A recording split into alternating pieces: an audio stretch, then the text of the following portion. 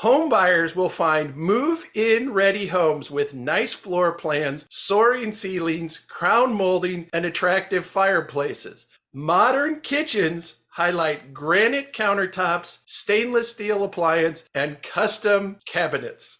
Who wrote that? Welcome to Real Siblings, It Ain't Easy, a real estate podcast with the goal to educate, inform, and save their listeners time as they navigate the market and properties in their neighborhoods. Get ready to join real-life siblings and professional real estate advisors, Donna Reed and Eric Seemann, as they discuss how it may be simple, but it ain't always easy. Every time I think about the places I have known, I realize that times have changed. So I'll do what I can to make this house into a home. Yeah, yeah. Hi, everyone, and welcome to Real Siblings, It Ain't Easy. I'm Eric Seemann, realtor with Keller Williams Heritage in San Antonio, Texas, and I am here with my sister. I am Donna Reed, and I'm with Keller Williams Southern Arizona in Tucson, Arizona. This is not your typical real estate podcast, and we are not your run-of-the-mill hosts. Where we live, how we live, and what type of property you call home reflects your life, livelihood, and your lifestyle. Donna and I work to blend lifestyle together with real estate to entertain and inform our listeners. Together, we grew up in the village of Lindsey, Ohio in the 50s to the 1970s. In the 1980s, Donna got married, returned, and raised her family. The combination of our idyllic lifestyle together with memorable homes irrevocably impacted our lives and careers in real estate in the Southwest states where we now reside. We have recognized that the properties are only a portion of the equation and that the balance is comprised of our life and upbringing in the farming town. We hope we will be successful in providing you expert knowledge of our markets while we share some history, statistics, or simply information about the real estate industry you may not be familiar with. Now, we have spent the last several episodes focusing on lifestyle. And today we swing that pendulum back and talk about the physical characteristics of a property. Some would argue it's about the most important room in the house. You may have heard or seen a sign that reads or says something like, "No matter where I serve my guests, it seems they like my kitchen best." That's right. Yay. So if you're watching this, you're going to see that Eric has, believe it or not, it says Youngstown Kitchens behind him, lean back by Mullins. All right. And there's a story to that. And the picture behind me, I actually posted on Facebook yesterday because apparently it was Siblings Day. So it's a picture of my kids in Lindsey in the house that we lived in after we moved back and I was married. So it's got my kids being silly as little ones and Caleb's got something wonky in his mouth. I don't know what it is. Something wonky. Wonky. It was a delicious breakfast item, I'm sure. I know. I just am like, what is he doing? You know, and in today's world, we would have taken a picture and then I would have edited it and stuff. But back then we didn't do that. But the reason we went ahead and put it up there is because Dad built this kitchen for me. And you know what I hadn't noticed? Look at the phone on the wall back there. Oh my goodness, there's a throwback. Well, I'm looking at the Rice Krispie box. You can't find that. That's a collector's item. You know, you see these things for all the movie themes that everything's a collector's item now. And there's one in the picture. Do you think that was a camera? Somebody got a camera? Like the box looks like I don't know. I don't know. There's a roll of film sitting in front of. Yeah, whatever that box is. Grant. But the point is because I just got a new kitchen here in Tucson. I've lived in this house about 10 years and thinking about the house back there. So when we moved in, the people that had lived there prior were much shorter than we are. I am about almost 5'10". So Dad built us this kitchen. And what I remember specifically was that he made it so that there were wedges on the wall and you hung the cabinets onto the wedges. I don't know if you knew that, Eric. What you see above the sink is the pretty little decoration, you know, underneath the window. And then the way that now a lot of people have glass in cabinets, that's kind of the, what do you call bubble glass? Bubble glass or something that. Well, this was actually a plastic. This was not glass, but I had forgotten that I even had those. And then it looks like I had a butcher block countertop. I can't remember that either. And a backsplash of sorts, which I think was the same as the floor tile. I think it's the linoleum or the floor tile that you carried up onto the wall. Dad was good at that because we did the same thing at the house on Lynn Street. Yeah. The wallpaper matched the flooring. Right.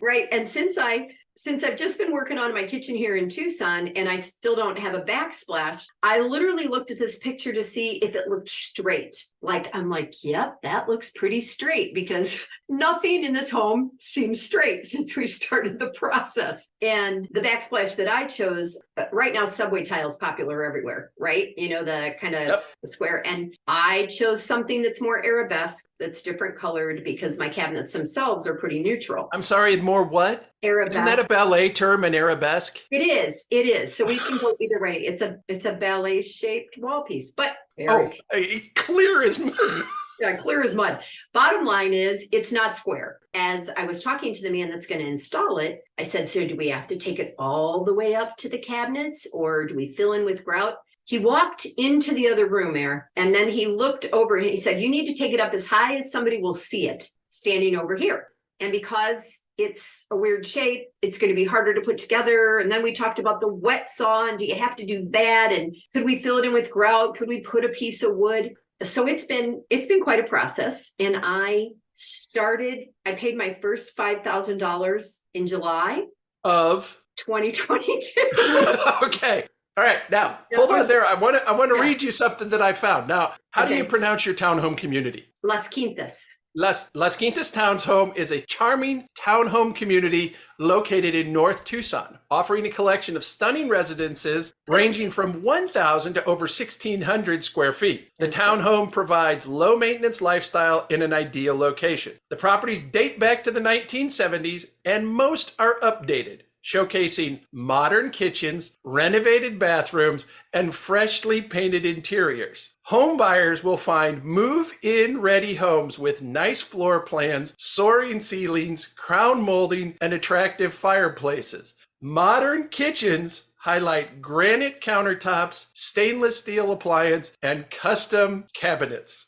Who wrote that? Okay. It's a real estate website. That is, okay, that's a riot because I am just updating for the first time the kitchen that was put in 1979. When I moved in, I wasn't sure. We had some of these townhouses had sunken living rooms. I didn't use granite. I used like Corian, solid surface. I need to find that website and ask them if they've been in one of these lately. Here's what is great about this community is they were really solidly built and you've been here.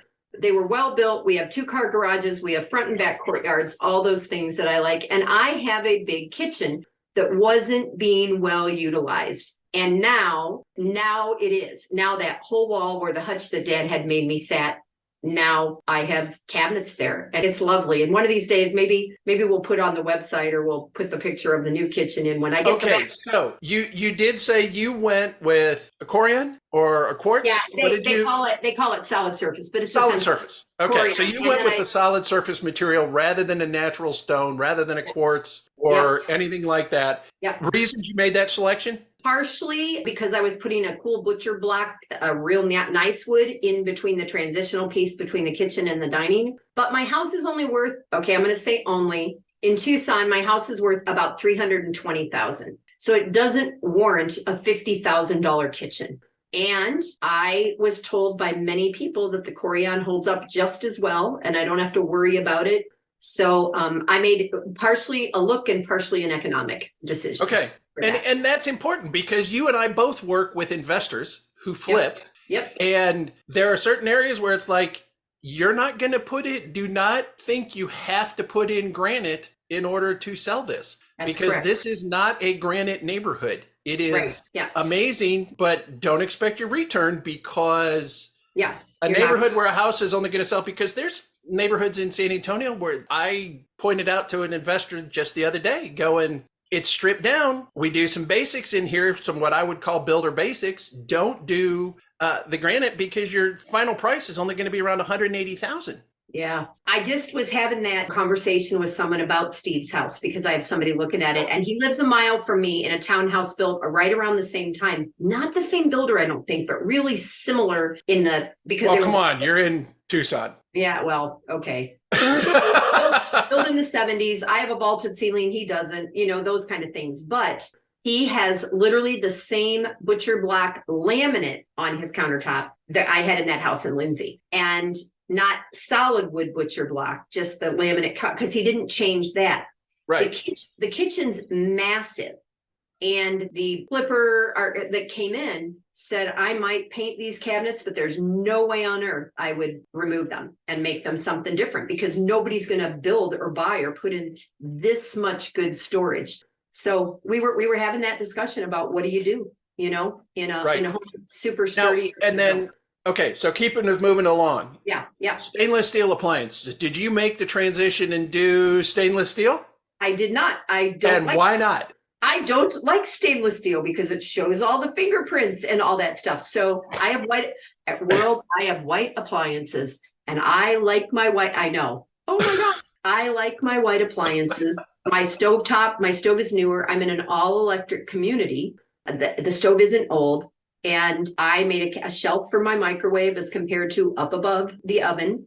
And the day may come when I get a new refrigerator and I have to get a new dishwasher. But I'm going to stick with white. I'm putting my color into the backsplash and the photos of food from around the world that I'm going to post in the. Okay. Now, custom cabinets, because you did talk about the fact that that's the one thing that you did have to do because of the unique layout, pitches, roof, and everything else, right? Yeah, there was, one side was 16 inches deep. Another area was 13 inches deep. And when it got towards the divide in the room, it was 11 inches deep. And the little things that have come up, that the new cabinets, now there's like a finger width exposed underneath the cabinets that used to come to the floor tile. And I talked to somebody about grouting it, and he said, nope, do caulk, it'll stick better, do it, but I have these random little things because the house was crooked, and they tell me every house is crooked.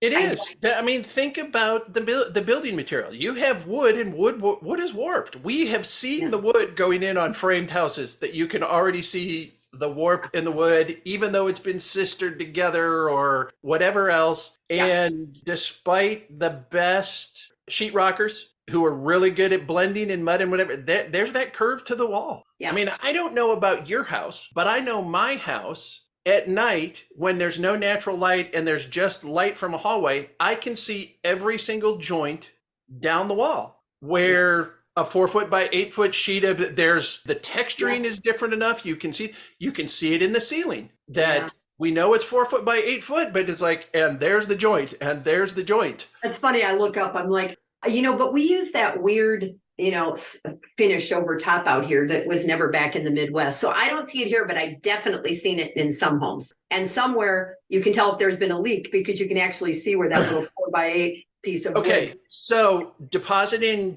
June or July, you said, of last year, you said? In July of last year. And originally they thought they'd have it done in October. And then the guy that's really in charge goes, there's no way it's going to be done in October.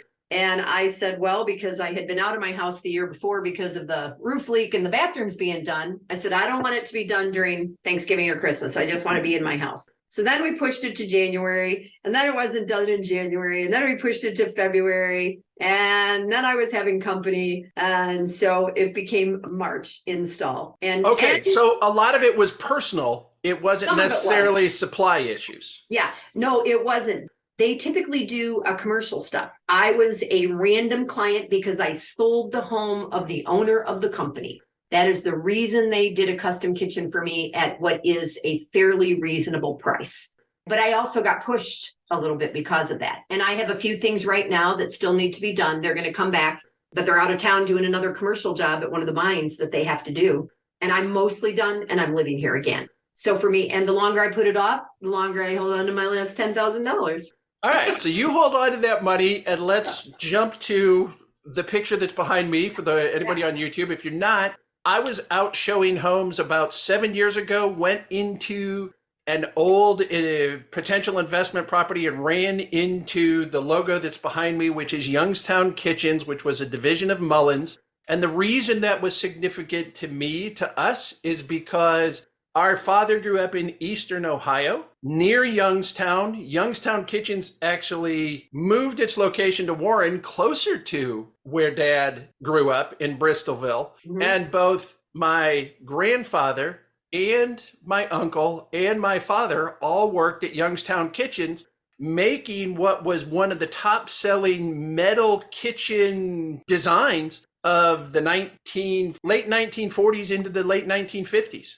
It was about a 10 to 12 year run is what they figured. Now, it didn't actually close until another 10 years after that, but its heyday was kind of 1947 up to around 58 to 60, depending on what you would see. Was it what you thought, Eric? Like when you went in and you saw this in the house, was it like what you would have envisioned, or did we? Because you and I just talked about metal versus wood. No, this was a very, very modest setup. Okay. This was nowhere near all of the things that went into Youngstown Kitchens or the metal kitchens that you had the design. And it's like, look, we want it was really Youngstown Kitchens that came up with the idea of the work center and putting in a little desk to make it easier for the housewife to sit and organize her day and write down her grocery and her shopping list. I mean, I watched it. Did you read and did it say her and she? Actually, I did my research on YouTube, and you can actually, I'm going to post a link in this. There is a promotional movie for Youngstown Kitchens called Diana, which was designed to entertain and educate the salespeople for Youngstown Kitchen around the country. It was about a 30-minute training video that had an actress in the vice president of marketing's office come to life, a statue of the goddess Diana, and she went out and did the research. I know it sounds so completely, but I will. I'll put the link on YouTube. It's going to be in the show notes at the end of this episode. Eric, I'm going to find somewhere. I have the salesman's kit of the Youngstown Kitchen that was in the You still have it. I still have it, and I should have gotten it out for this, but maybe we'll do the same thing. Maybe I'll get a picture of it. Some of it you can't see. I can. Hold on. I'm going to jump. You're going to jump? I jumped up. Oh, you have one of them. Where did you get that? In a set of blocks that I had. Okay. You disappeared, by the way. Okay. I know. It's something about these virtual backgrounds, but it is one piece that's the kitchen sink portion of it. And I thought about displaying it at my office, putting a shelf in my office and putting it together, because it's how the salespeople used to sell. They would go in and you could move the pieces around. And yeah, maybe that's something we can add. Had the little grid format that was basically 1 foot square, so they could see exactly how things were going to fit in a corner and a lazy Susan and the doors. Yep. It had everything. Yep. So there's that. And then we transitioned and we talked about what a classic 1970s kitchen we moved into with the house that we bought, moving from our Main Street house to our Lynn Street house as a family. Dad bought that in 72, did the renovations, and the kitchen is one of the most classic 1970s. Every appliance was Harvest Gold. Yeah. And it was the Harvest Gold, and I never understood why they had to make all the corners darker. Oh, I don't know. And heavier. You know how it had that darker strip down along, and then the door kind of lightened up, and we had the Harvest Gold sink system, and the laminate counters that were the same, and then wood cabinets. And we talked about just before we started recording,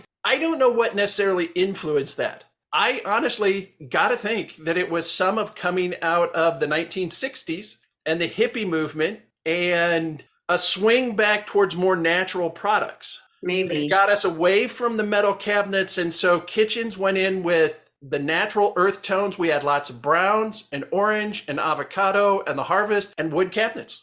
And that's what our kitchen was, right? Yeah. It's interesting you say that, because I always wonder, people say, oh, I'm a trendsetter or I'm a trend follower or whatever. And you know that I'm not a huge fan of, I like color. And I'm not a huge fan of the black, gray, and white that has been the current thing. Who started that? Some designer somewhere did that, right? And said, this is the new neutral. Right. And then everybody's doing it. And now blue is kind of hot, right? Different shades of blue are being used. And having your island be a different than the main part of the kitchen. And even a different finish to it. It had the big legs on the island as opposed to the sleek trim out that the rest of the cabinetry has. If you've got white cabinets, you've got the dark. They're even changing the surface on the islands in some of the houses, the new builds you've got coming in. It's like, well, we're doing quartz every place else, but this is going to be a waterfall granite. Well, and what's funny to me, so I was thinking about the house on Lynn Street because, the house on Main Street before we moved had the metal cabinets, and then the drainer was next to the sink and built right in to the countertop where you would put and water would drain down. So then we moved to Lynn St and that 1970s kitchen that Dad put in. And it was a double sink. It had the garbage disposal side and then it had the bigger sink, right? And when I was choosing what I wanted, everybody's using the great big farmhouse sinks. Did I want that? Did I still want the garbage, the garbage disposal side? And I think I asked you guys on one of our group texts, to my siblings, I remember drying the dishes. I can visually see, if we didn't use a dishwasher, how everything sat in that kitchen. Yep. And I remember that we took the dish towel into what was the mudroom and hung it out there over this kind of little mini clotheslining thing that was out there. I don't remember what we did with the dish drainer, but Mom was too organized to leave that sit on the counter all the time. No, I think she had something that it used to hang. When we got to Main Street, there were hooks on the wall, and we'd take the dish drainer and go hang it up on the hooks on the wall just above the washing machine. So no, that was Lynn St. That was not Main. Yeah, excuse me, Lynn St, not Main Street. Okay, yeah. So that's where we put it. And I was like, there's no way, because Mom was too neat, too organized, and everything, to leave it just out. That wouldn't have happened. So, but the last thing before we move towards closing this one, Lynn St house, we had about a 4-inch plastic cup that we drank all the time. Everybody used the same cup, sat right next to the sink. Didn't matter who came in. You grabbed the cup and you got a drink of water. It was like orange or yellow. From the tap. Yeah. Dad, at some point, he was doing some of that injection molding, or a client was, and he got these free plastic cups that. Okay, wait. We got plastic ones when I worked at TerraTech because we had a plastics department. So we got some there, but I think those were like Tupperware-ish or something, but you're right. We didn't all have our own bottles that were chilling or whatever. Everybody drank out of the tap. And the same cup, the same tap, you rinsed out, and then to make sure it was clean, you turned it on its side after you got a drink and you set it back up there wet. Either we've just all had all the germs and we're fine, or but it explains our Dane Bramage. That was good, Eric. But you know what? Our generation talks, my generation, a little bit ahead of yours, but we talk about that a lot. The things that we did, the things that we lived with, the things that were normal. We don't know that they were all safe. Me drinking out of the creek wasn't safe necessarily. But I did too. Yeah, and things you don't know. And it may mean that we have Giardia. I don't know. Yes. But what was normal, even when I think about basements, because we don't have basements here. And so we don't talk about radon. But you guys might, and that Dad's desk was in the basement, right? So it's just so many differences, and one of them being the kitchen. Sometime we'll have to come back. We'll have to talk a little bit about your kitchen, because you're also into bright color. Yes. Okay, so finish up. You started in June. You ended up, and you can say 95% finished at this point? Yes, there's just a few things that I've noticed that they need to fix. I got rollouts this time. I have this cabinet that's got an X like this that I can put like wine bottles in if I want, and stuff. I just have so much more drawer space, which is more popular. And I love that because I can see what I have. And then I have more place to display my wine glasses and things that have been kind of hidden away, and my collectibles from around the world. They told me they plan to finish me up in April. And I'm like, that's fine. Let me pay my taxes and then I'll pay you next month.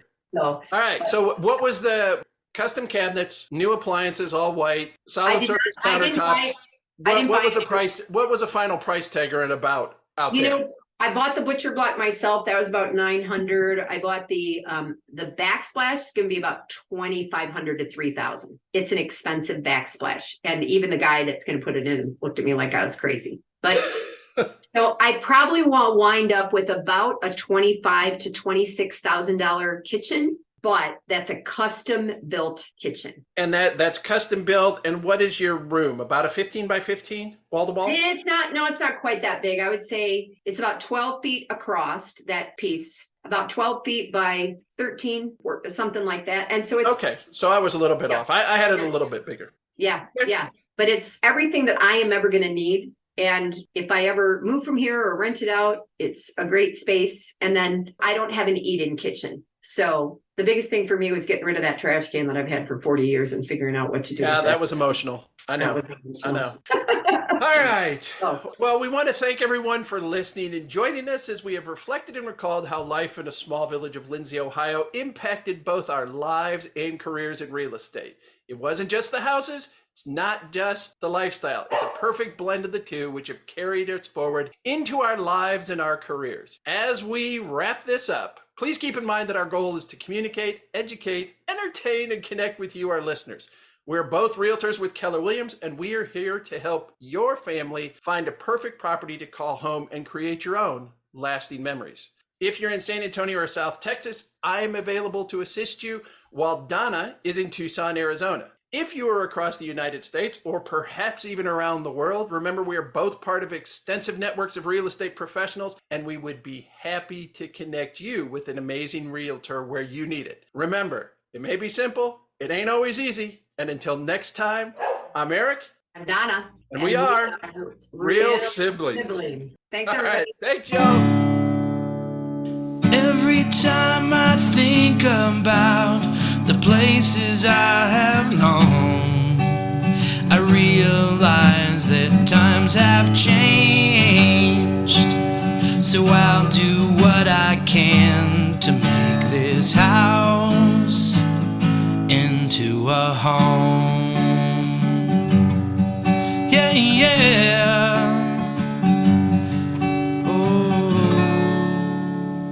Hi, I'm Annabelle, and I want to thank you for investing your valuable time in listening to Real Sibling. It Ain't Easy. I hope you found this episode informative and enjoyable. There are several ways you can support this podcast with my Grandpa Eric and Aunt Grandma. Please take the time to like, follow, and subscribe. Additionally, leave them a 5-star rating along with a review on your preferred podcast platform. The final thing I would ask is that you recommend this podcast to a friend, a family member, or an associate. Your engagement is critical to their ongoing success, and they look forward to connecting.